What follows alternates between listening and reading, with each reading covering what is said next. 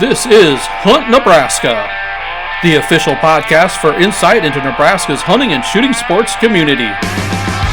Be sure to give us a follow on Facebook, our space for sharing stories, information, tips, and techniques. Now, Hunt Nebraska. Welcome back to the ladies' Hunt Nebraska cabin. Woot. Today we have with us Shelby IC, hunting and shooting R3 coordinator with the National Wild Turkey Federation and Nebraska Game and Parks Commission. That is, it is a long title. It is quite a mouthful. And I am Megan Price, our hunting and shooting sports outreach coordinator, Nebraska Game and Parks. And I'm Rachel Carlson, Nebraska Game and Parks shooting range / sports coordinator. And 12, come here. We have a special guest in the cabin with us today. Yes. We have my dog that I adopted. Her name's 12. She's 6 years old, and she's a Labrador Retriever, trained in upland hunting, so you will see her getting her upland slam.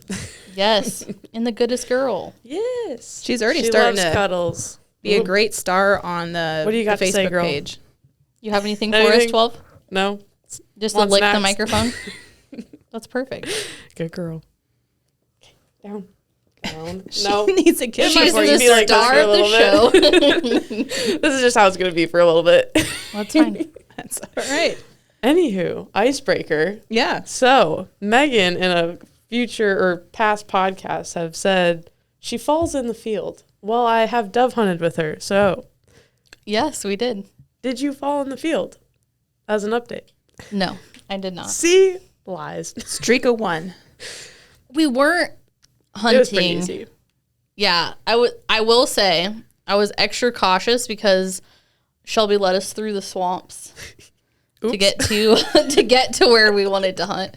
Well, actually, it really That didn't was end the up second being. spot. Yeah, it wasn't really where you wanted to hunt, but we waded through some swampy water, and I really didn't want to fall.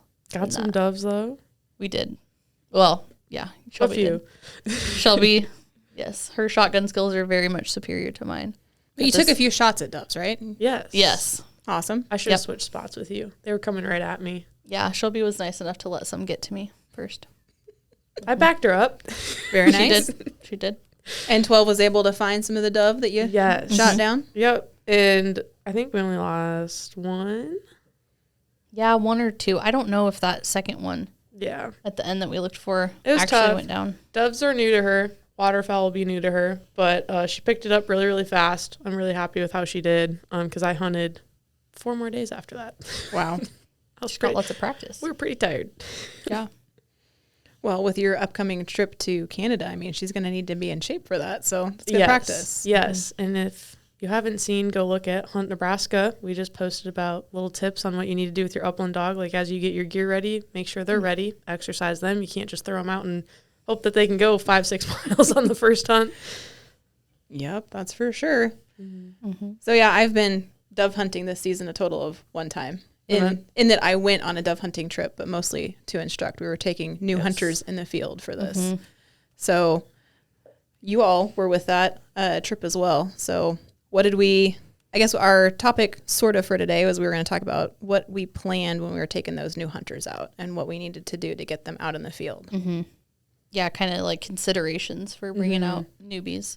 Yeah. And that was an all women's. That was the ladies cohort. It hunting was. cohort. So, I mean, there's different considerations, adults versus youth versus girls versus guys. I agree. And, I mean, something that goes into a hunt that you're planning is this an appropriate hunt for a beginner? So these were a lot of beginners. And a dove hunt that's not too far out of town, that's only a couple hours long, certainly seems like a great candidate to take a new hunter on. Yeah, absolutely. I think we've talked about like turkey being another good starter hunt. I think the main thing, and I think of like back to when I was a new hunter that was helpful. I was an adult onset hunter, so I didn't start when I was young.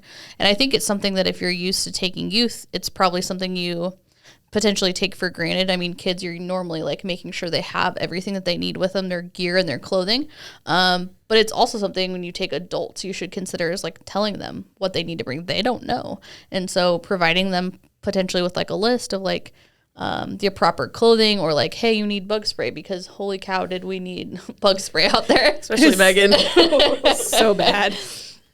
But there's things like that as a hunter you might know, but if you're taking someone who doesn't hunt, like that's something that can make people feel a lot more comfortable, is knowing that they have what they need. So I would say that's like one of the top things for me that I like consider, is making sure that the people I'm bringing know what they should bring with them. Yeah, a basic list, and then doing some extra checks on there, because we all kind of, as we were getting out to the parking lot and checking things up, we're like, oh, well, we need to also check this. So I was checking to make sure that the shotguns were plugged and you couldn't fit more than 3 shells in them. Mm-hmm.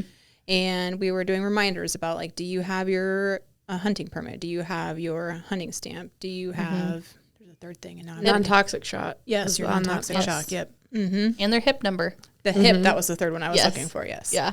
But yeah, the area that we were hunting is non-toxic shot only. So we got to make sure that we have steel or bismuth or something that's going to work for that area. Yep. Mm-hmm. And that's not something that, if you're a beginner and you're going to the store and staring at all the shelves of ammo, that you're like, there are so many options already, and I don't even know what these are.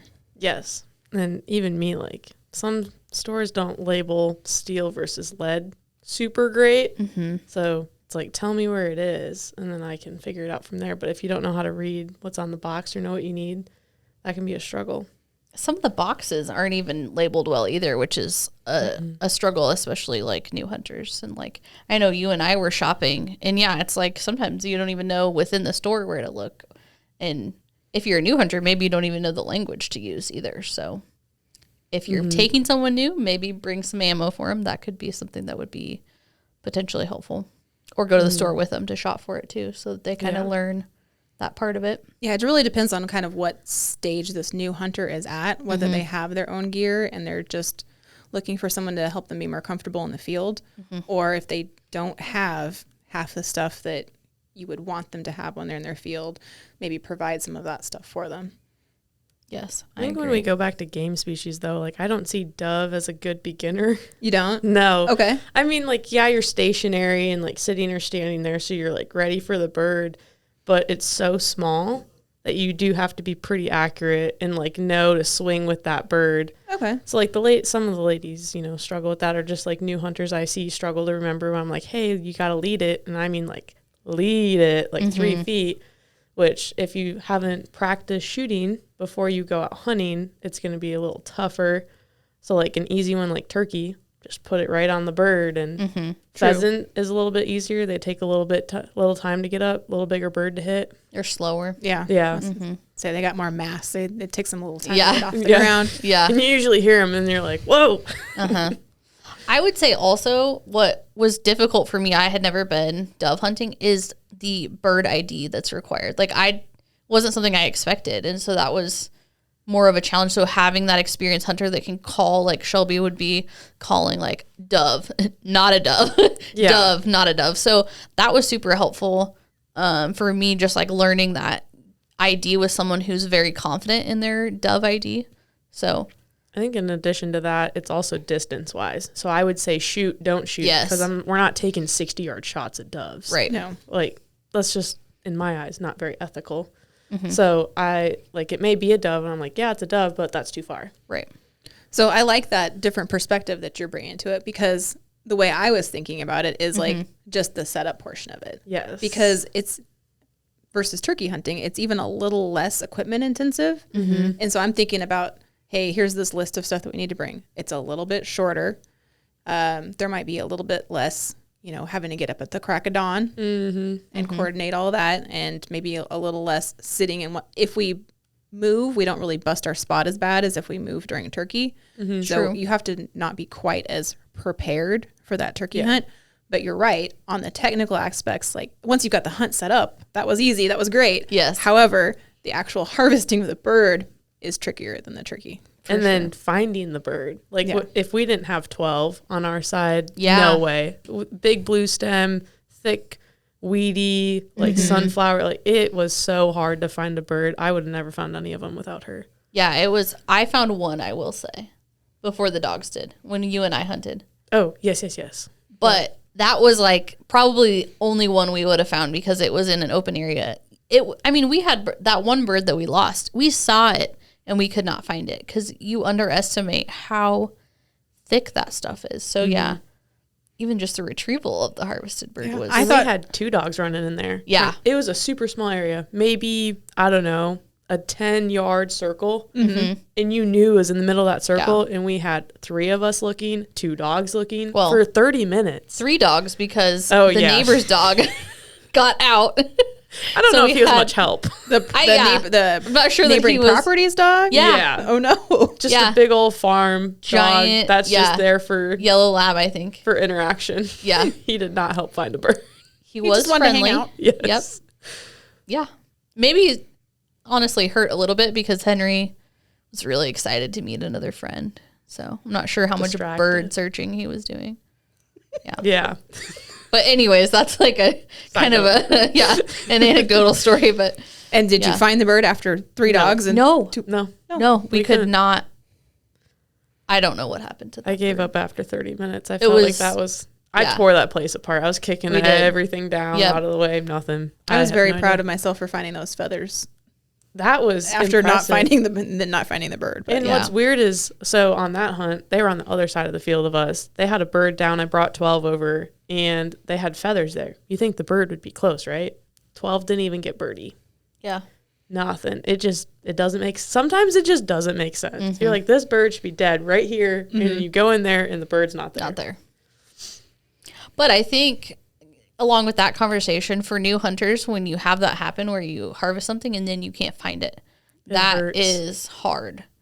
And I don't know how you prepare someone for that other than just like mentioning beforehand that it happens. Mm-hmm. Mm-hmm. And it's a gut punch. It's part of hunting, honestly. I mean, if you hunt long enough, you'll have things that you know that you have hit and that it's more than likely lethal, and you just cannot find that animal. Or it's gone onto private property. You don't have permission to go over there. So it's just, you can't get it. It's deer, or like ducks especially, like they go in the weeds, but deer, I mean, I shot the biggest buck of my life, had a blood trail, and then it just disappeared. Yep. I searched for 8 days for 3 days straight. No way. Or I searched for 3 days for 8 hours straight. Okay. My bad. Sorry.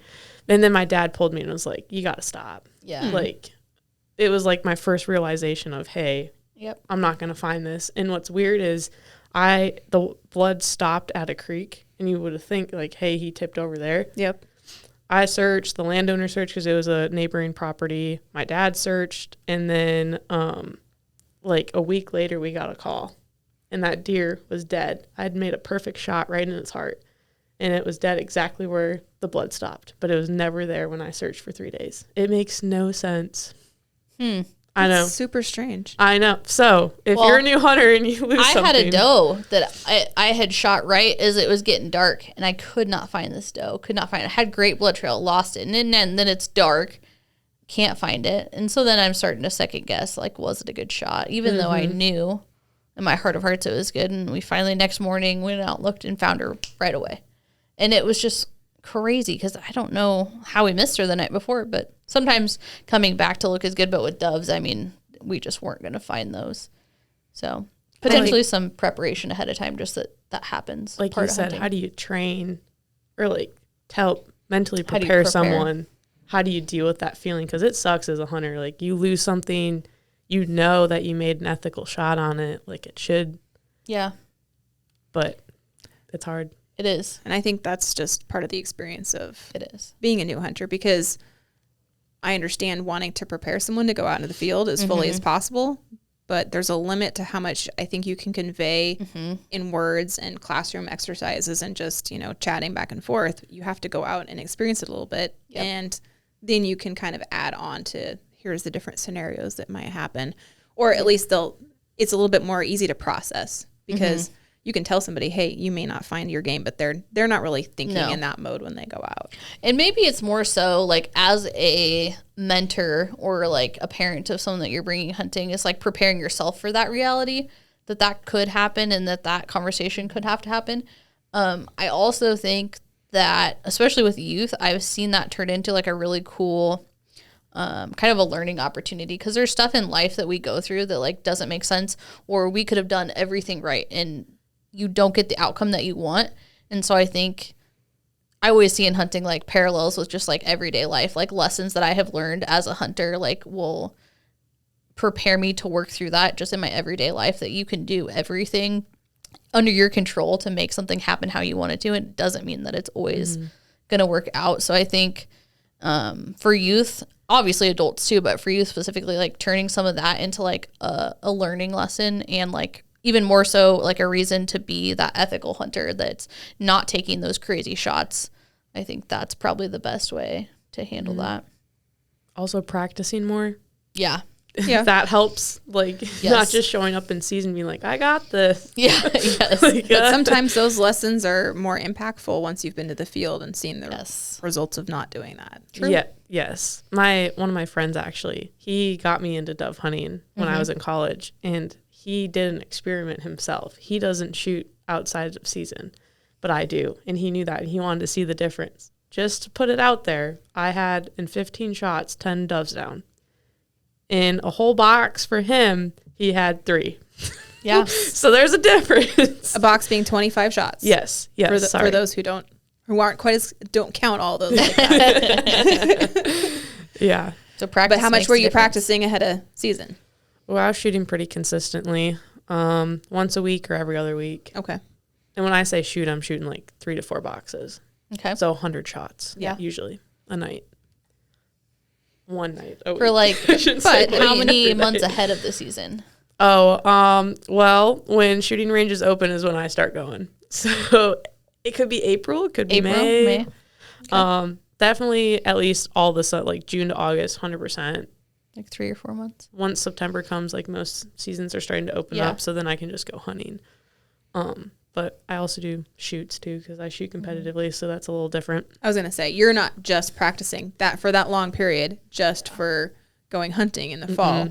You're also just doing it for the love of the sport itself. When you're going out hunting, though, you probably want a month of prep time run up to at least get your feet wet and make sure that you're comfortable with your equipment. Going out maybe once a week. And if you go out early enough ahead of the season, you can figure out what you might be struggling with if you're struggling with something, and know how much more practice time you need to remedy that versus just like, I'm out in the field hoping I'm going to hit something. Yeah. Yay. And then you don't, and then you get mad. But yes. I think another topic too, which worked great when we were out there once we figured it out, if you have a hunting partner with you or like your mentor or anything like that, if you're bird hunting, this is for bird hunting. If you knock down a bird, whoever has the best mark on that bird, the other person goes. And you hold that line so you know, like, that bird, I saw it land right there. Like, go find it. And that usually helps, 1, save time, 2, find more birds. Yeah, I think we were definitely overconfident with the bird that we didn't find, that we found the feathers for but didn't find. I was like, I know exactly where that is. No, we did not know exactly where that was. Yeah, because I remember I showed up and I was like, so which way was it flying? How far did it fly after you hit it? Because they just, like, some birds will sail. Especially waterfowl. Like, if you hit a waterfowl, could sail 75, 100 yards. I had that happen on my first banded mallard. I hit it and it sailed 100 yards. Jeez. Better than a doornail. But I watched it go down, and I like ran down there, and I told my dad, I was like, give me the dog. I know exactly where this bird is. And we went in there, took her 2 minutes, found it. It caught air and just kept going, huh? Yep. Okay. Other things, what else do you guys consider when you bring out new? I think this is a good time to bring up gear. Yeah. Gear that actually fits the person you're taking out. It makes the experience better. And what do you mean by gear, Shelby? That could be boots, clothes, your gun, ammo, really anything. You can get more technical. So, like, if you have a lower ounce load, it's probably going to hurt a little less for a new shooter. For women, you especially want to have a gun that fits them. Don't just give them a gun that you think is going to fit them. And it's, fun fact, most women are actually cross-dominant. So they may be left-eyed but right hand, or right-eyed and left hand. And then they also have longer necks than males, so they need a higher stock to be able to see properly. Yeah, you've said that one to me before. That's a good tip with those shotguns, getting up on that stock. But yes, just because a person has shot that gun and it's comfortable for them does not mean that the person you hand it to, it's going to work for that next person. Yes. And that goes for, like, triply for bow hunting, because it's so specific for each person that is pulling that bow back. I think for bow hunting, you gotta practice a little bit before you go out there. Like sight it in, get it fitted to you, the right draw length, all that. Yes. But there's no necessarily correct way to tackle that entire list of gear that's out there, because you might be working on clothing first, or you might be getting things when they're on sale. You might be working on your actual bow or your actual firearm and making sure that that's all tuned before you go out and buy clothes. It's just kind of however that comes to you or how you want to approach it. And you can get cheaper options out there, especially for clothing. The one thing I will say, never go cheap on your boots. Those are going to be your best friends, especially if you're a upland hunter, like you're going to be walking a lot. You want to have good boots that are sturdy. Can contest, I didn't have good boots when I went to Arizona, and I'm an experienced hunter. I broke my foot. Oof. So now I have the boots that I need that, aren't going to break my foot, but just knowing beforehand, especially the terrain you're in. So I've heard the sandhills are a little bit harder than maybe just walking through the grass out in the east side of Nebraska. So what terrain are you in? What equipment and gear are you going to need to be comfortable in that terrain? Yes, for sure. Which includes that, gear bag, water bottle, bug spray, sunblock if you're out there in the sunshine a whole bunch. That's what I kind of regretted when we went out and did that hunt, is we were sitting in the sunshine for a while, and sunscreen. It was hot. Mm-hmm. We had the trees. We were That's lucky. why you took that side of the field and told us we could go on the other one. Yes. It wasn't because of the cockleburs. That's so... Oh, those things were so bad. They were bad. Oh, my gosh. But go ahead. You said water. Don't just think about yourself. Yes, your dog dogs. needs a lot of water. Mm-hmm. I was going to also mention, I think we're thinking of warm weather, but for our archery deer hunters, I think now, but fall arrest systems, and then obviously as we get into the cooler months, your fall arrest system may need to be tweaked because you're going to have bulkier clothing on. And then also for the youth that are growing an insane amount, making sure they try on that fall arrest system ahead of time so that we know that it fits them, because they change year to year for some of those kids. And if you have a fall arrest system, checking to make sure it's not expired. Yes. After, I think they expire every 5 years, I want to say. And then if you fall in it, then you have to change it as well. So it's like a bicycle helmet. Like they tell you if you have a crash in a bicycle helmet, you need to get a new helmet. I think also that's why I don't like bicycles. Car seats. Car seats. If you get a car accident with your car seat, they have to get a new car seat. The more you know. I'm just saying, guys. Moms out there, they know. I'm pretty sure that's a thing. Correct me if I'm wrong. I think that sounds correct. Yeah, I've heard that before. Yeah. So safety gear, it's done its job. Yes. It's kept you safe. Mm-hmm. Thank you for your service, and then you get a new one. Yes, exactly. Yes. Mm-hmm. Yep. Yeah, tree stands themselves should be also looked at too. Ideally, you would be bringing them in, but if you're not, you need to be checking to make sure those straps are not rotted out that are holding that stand to the tree. Sure. That you don't have rust on your tree stand or welds that have gone bad, or maybe a seat cushion that's completely crumbling and you're going to need something else to sit on or what have you. If you're going to be sitting for a while, you want to make sure what you're sitting on is absolutely comfortable. Comfy. Yes. Mm-hmm. So otherwise you're sitting there wiggling the rest of the time. You're like, oh my God, it hurts so bad. Yes. I can't do this. I'm out. Yep. But the good news is about the tree stands and the fall arrest systems and some of the gear bags and stuff like that. That's not necessarily gender specific. You just got to get the right size that fits you. Mm-hmm. But it's certainly become more available, and there's definitely been a lot more discussion about it lately, but women specific hunting clothing that's out there. So I know Shelby that's a kind of a near and dear to her heart type topic, and she knows specific brands out there that you should look for, because when you get out there and you're walking a whole lot, or you're sitting and you're just all crunched in, doesn't have the right give in the right spots, and because you wore some hand-me-down guys' clothes, it's not as good of an experience. So what are some of your favorite options out there for folks that are looking for women-specific hunting clothing? And I've shown both of you the map I made, which has women's gear in it with links to it. And if you're interested, just leave a comment. We can get it to you. For cost effectives, like obviously there's more women's gear out there, but you can see it's a lot more expensive and doesn't necessarily fit all women's physiques. Body shapes. Yeah, so my favorite is DSG outerwear. It's called Doing Something Great, but it's DSG. And they have a website, and they have hunting, and you hunt by pursuit. So they have gear by pursuit, whether it's upland, waterfowl, deer, big game, small game, like anything, turkey. And then they have ice, which is like ice fishing gear, snowmobiling gear, just casual gear, outdoor hiking gear, like fishing, like they have anything you can really think of. But my favorite thing about them is like most of their clothes go from like 0 to 16 or 0 to 18 or extra small to 3X. And then they have petite, regular, and talls. Oh, so they have different lengths. Yes, the lengths are really nice because like if I have pants that fit me, they're definitely not going to fit Megan. No, they are not. Megan's a bit shorter than me, so she might be walking in the pants. Yep.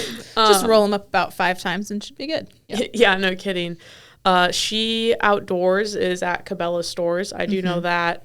That's a pretty good brand that is on the cheaper side. I'm not, just because it's cheap doesn't mean it's bad. Right. Like, I have some Cortini pants from Upland, from DSG that I love. They're a little bit spendier. They're like 130 maybe, but they have the chaps built in them, and then the rest of it is all stretchy. So as an upland hunter, as a female, I can squat and not have my pants get pulled down. Her Upland, though, having that in my thought, I only wear their shirts when I upland hunt because it's a long sleeve, it's bamboo, it comes in an orange camo or just completely in orange. So it's super soft, has thumb holes in it. It has moisture wicking, 50 SPF, and then it has a hood with a ponytail hole in it if you wanted it. Oh, I love headgear with ponytail holes in them. That's It's so nice. That's all I wear upland hunting. Cortini pants from DSG, her upland top. Those are like my go-tos.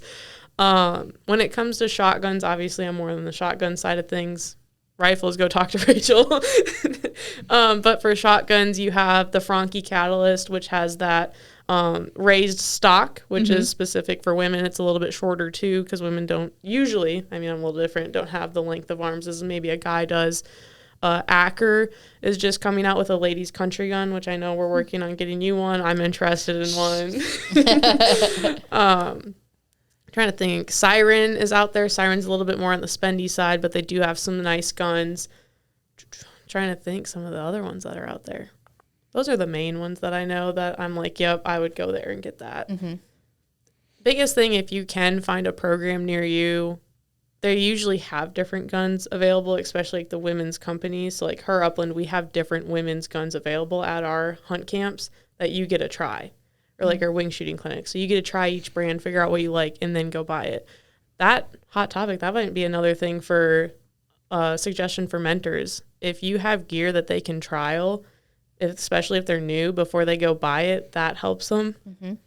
And that's not necessarily an ask we'd make of like an individual that's taking somebody out. Yeah. But if you're a organization that's taking people out and you have that availability to try things out, because I encourage that as well, especially on the archery side of things, is before you go and buy something and you're committed to that thing that you bought, before you kind of knew anything about it, I want you to try a bunch of different things and see what actually you're comfortable with and what would best fit you before we actually make that purchase. Yes. Because I want you to have a good time and I want you to be into it for a while and not be like, oh, well, this thing actually sucks, I don't like it, and then never pick it up again. Yeah. No, that makes sense. What do you think, Megan? I'm partial to First Light for their women's clothes. I'm probably go for a little bit more of the spendier stuff, but that's just like, that's just my personality. I used to do Sitka, which is again another really spendy hunting clothing line. And I decided to go back down and just do First Light. It's a little bit cheaper, but I think the quality is just as good. And it's really just personal preference. Like I know, I mean, there are guys too, like they care like what their camo looks like. I know that the deer don't care, like the birds don't care, but for me, like I care. So I like how the First Light stuff looks. And you know what? If people think that's funny or goofy, like, oh well, like I want to look good in the clothes that I wear. So I don't know. Be comfortable and be confident in what you're in. It just brings your confidence out when you're hunting too. I was gonna say, why are you out there hunting in the first place? What are you doing? You're doing it for yourself. So if you're making yourself happy, there's nothing wrong with what you're doing as long as you're safe. Yes. If you don't have, let's say you financially don't have the money to go get Crispies, which are like $300, $350 boots, just find something that works with what you're doing. Clothes wise too, like I've seen people in blue jeans. It's fine. Oh yeah, it works. Yeah, just do what works until you. I'll get go there. find stuff on sale or at the thrift store. That's usually my vibe. Facebook Marketplace. There's some Facebook Marketplace. There are some pretty good deals from time to time too on some hunting clothing too. So, or if you know someone who's hunted for a long time and has stuff that they like or maybe ready to get rid of, I mean that's another option. So, yeah, there's nothing that says you have to have any of the camo clothing out there. It's just part of the experience, I feel like, sometimes for people. So I don't have a ton of camo gear. That's because turkey hunting from a blind, you mostly just need dark clothing. You don't need camo clothing. So I don't have a lot of that. So, and I kind of prefer those like solid colors. So I'll have like a black or a green pant, maybe a green, or like if I'm out in the dove field, but otherwise like black in the blind, dark green stuff, tan stuff. And I'm happy with that. I don't need to have tons of camo. I don't have a particular camo pattern that I'm absolutely in love with. So if I find something that's decent, that's on sale at the store or, at the thrift store, I'm like, hey, I'll try this out. It might be, guys, and it may not work, but at least, hey, took a look at it and it was $5. So yeah, it's all good. Then if you ever go to my house, I have a whole closet just dedicated to my hunting stuff. So like I have a lot of gear for I think people it's just to like try. there's a spectrum, like there's the hunters that are going to have all the gadgets and gizmos and like all of the things, or you're gonna have your Shelby that has like the shotgun, right? But like that's not everybody, and like you can kind of decide for yourself what you prefer. And if you're taking people out and you have something, even if it's just like clothing or something they can try, awesome. But everybody has different preferences.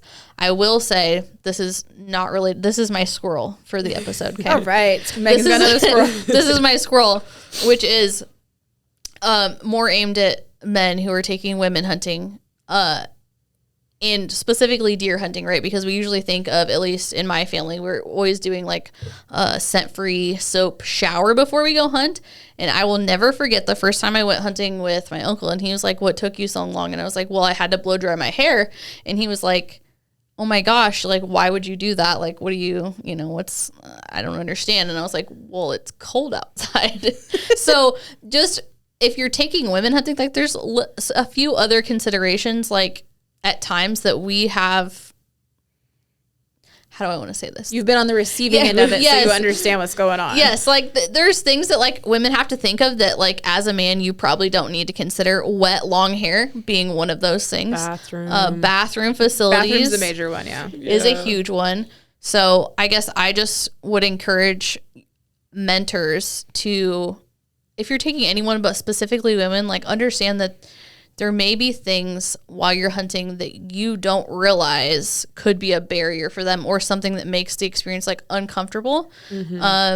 So when I take mentees out, like I'm try to have a really good like open communication the whole time, so that they don't feel like they can't ask me stuff. So that's just kind of like a side. And maybe don't make like their first time out like an all day super intensive type thing. Yes. Like maybe we need to do a little bit of growing first and take it a couple hours at a time before we just gut it out for like a 12-hour day out in the field. Yes. Yeah, and just because someone can't go hardcore with you like all day doesn't mean that they won't be a hunter or aren't a good hunter. Like sometimes we just have to wade into it, and it could be something like, I don't want to go to the bathroom in the woods. That's holding that person back, but they may not want to tell you that. So just keep in mind that there's things like that out there. Yeah, and there's different styles of taking somebody out in the field for the first time too. Yes. Some people may not be, as a mentee, they may not be comfortable bringing out a firearm or anything. They just want to watch you like at work and just kind of be like, I want to help you. I want to observe what you're doing. And then there's folks like, if they're ready to actually hunt for the first time, as a mentor, you may have to actually take a step back and realize that, hey, this is not your show today. Yep. You're there to help them. And so make sure that their needs are taken care of first. And if you can get something on the bonus side, great, but it's not about you getting your harvest today. You made up a great point. So like this spring we did the mock turkey hunt for the Women's Hunter Education Weekend. And what we did there is we basically went through everything turkey, taught them how to call, We went up and set blinds where we thought turkeys were going to be. We had a little advice from the state park people, but it was great advice. It was, very helpful. Yeah. And then the next morning we got up and went out like we were going turkey hunting. There was a mentor per 2 participants. And so there's 3 people in each blind and there's 4 blinds out. Little did we know that a turkey a tom would roost 50 yards from 2 of our blinds. So that became a little bit of a show, but we got them in there, and I remember I was calling and like got the birds out, had them strutting, drumming 15 yards. We had the decoys out. I explained why I put the decoys where I did and which ones I was using during what season. And when the birds got close, there's 2 more that came in, a hen and a tom. So there's 2 toms and a hen, and I was calling, and I mean, the girls' faces were just lit up. Mm-hmm. They thought that was the coolest experience. Mm-hmm. So we didn't have the stress of having the firearm there. And then I handed my calls to them, and I was like, call. And they were like, oh, no, like, I'm going to mess it up. And I'm like, you got it. They're birds. They're not that smart. Yeah. So even though they may not be the best caller right away, let them try it. Yeah. I mean, those birds were still strutting and gobbling at them. And I was like, they were having the heck of a time just calling out. And I was like, there you go. But like you said, take the step back. Like, you know how to do it, but you're trying to teach them. And another thing, if they don't understand what you're saying, you got to know a different way to explain it to them. Like, I can talk to you about shotgunning and be like, well, this gauge and this ammo and all this, the FPS, and you're just like, huh? Like, what? So breaking it down for them, and kind of, especially chokes. Like, I talked about chokes at a women's event, and a lot of them didn't know about the notches on the top that tell you what choke's in there without taking the choke out. It's just simple stuff where you may not think people don't know that. Yeah.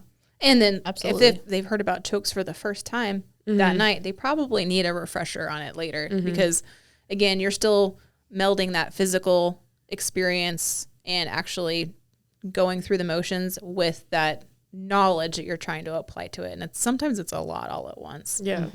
Biggest thing, my suggestion would be don't do more than 2 mentees per mentor for their first experience.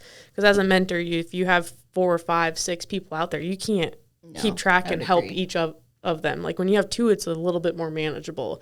Even one-on-one is the best. But that's from my experience in the bird world. Even I feel for deer hunting, like it'd be a one-on-one situation. Yes, I completely agree. I think, I mean, if you can handle 2, if they're a bit more skilled, that's one thing, but 2 is probably what I would consider your max. And on any of like our apprentice permits and things like that, I think 2 is the max, if not 1. So honestly, I'd have to look. I think it's 2. Are you talking about the apprentice exemption? Yep. Yeah, I'm not sure on that one either. I'd have to look.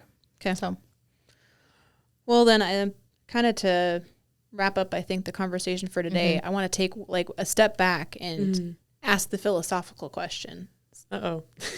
It's not that hard, Shelby, I promise. But why are we taking these people out in the first place? I mean, hey, we know how to hunt. We're having a great time. Why do we need to bring anybody new into this? I think everyone's going to have a little bit of a different answer, but most of us get back to the same answers as mentors of we're passionate about it and getting new people out there to experience it the way we did and love it just as much as we do. And watching their face light up, like, it just fills your soul and just makes you so happy. I mean, that I love that all the time. Like, even shooting, like, I'm teaching someone to shoot a shotgun right now. They were terrified to touch it. And now we've gotten to the point where they finally shot a box yesterday. So, and I'm taking her out turkey hunting next spring. So, like, we're starting with the baby steps of getting there. But just having them also give you the comments back of, like, I never thought I could get to this point. Like, you made me feel so comfortable. Like, thank you so much. And, like, all this. It just makes you feel really good that you're making a positive impact in the community. Yeah. I definitely like watching that growth in competence. Like, being confident in your own skills and abilities is just huge to watch in somebody else. Especially for females, like, just getting the confidence in themselves that they can do it. A lot of women second guess themselves, and it's like, you know how to do it. Maybe they just need someone to tell them, like, hey, you got this. Yeah, I think my answer is probably really similar to that. It's just that for me specifically, like, hunting helps slow down kind of the world around me. And I think everything's so fast paced and we, work 40 hours a week. And so hunting is like has always been like really my breath of fresh air in this world that always feels very busy and chaotic, especially as someone with ADHD. I think that, like, to go to a place where my job is one thing and just being out in nature. And I think to teach someone else how to do that and like to share that with them is really personal for me. And that's how I feel connected to other people. But it's also, I think I have such a connection with like the places that we hunt and the animals that we hunt. And those things are super important to me. And I worry a lot about, where conservation is going. And so when I am teaching new people like how to hunt, I hope that they then like see those animals in those places in the same way that I do, so that they care as much as I do about them. Not that they don't see, it's just like giving a new perspective to those things, I think is really like what it is. And it just, it's something that's super important to me. So it's fun to share it with other people and like see them enjoy it like I do. Teaching them the ethics and the conservation. So like when I shoot a bird, especially, like I will display it. Like, the reverence. I feel so blessed to be able to get this bird. It's like usually I'll display all of its colors and like make it look really nice. So like I am grateful I got this opportunity and I got it. And for me, I love the food. Like being able to put food on the table is my biggest thing. Yeah, and that's a moment, but it was a whole experience up until that moment that just kind of culminates for you there. But I agree. Being able to, being out in nature is great. You hike. Thank you, 12. She's dusting my shoes for me. And it's a different way to experience it because, you go out on a hike, you go out on a bike ride. That's one way to appreciate nature. But like you were saying, Megan, going out with a hunting purpose, you have that one job and you're sitting there and you're just kind of contemplating your entire environment. Yes. And you're thinking about the plants and animals that are going by as they pass through. You'd be like, oh, I haven't seen one of those, box elder bugs in a long time. And I wonder what these other insects are that are lighting on me that are not mosquitoes and they aren't biting me. And I appreciate them because they're not biting me. Yeah. But just sitting in the sunset and the foxtails and being able to hear the different bird song and practicing your bird ID. Well, that was a sparrow though. That was a dove. It's just one way to appreciate nature. Yeah, I think it just kind of brings you back. We talk about like passing on the heritage. It does. It makes me feel more connected to people that came before us and like how they would have like interacted with the world around them without all the things we have today. I think that's part of it too. You made a great point though. Like when I'm super stressed at work, I'll go out and I kind of just forget about everything. I just kind of focus where I am and just listen to everything around me out in the wild and nature, and it's just calming. It is. It's very grounding. I would say that too. Yeah. I always say it's kind of like when we're hunting in Idaho, we don't have our phones and stuff. We're like in a whole nother, it feels like we're living another life in another world that is like completely separate from anything else because it just is so different. I'm hoping Canada's like that. No service, get a little break from everything. Yeah, I heard you're going to be a little disconnected up there. Yeah. All for it. But all this talk about getting outside is making me want to go outside. So I think we're going to wrap this up today and actually get outside and get some fresh air. Let you get outside and get some fresh air as well. So we appreciate you listening in. Be sure to like, subscribe, and tell us about bringing out your mentees in the field and let us know how that goes. We look forward to hearing from you next time. Hunt Nebraska, brought to you by your Nebraska Game and Parks Commission.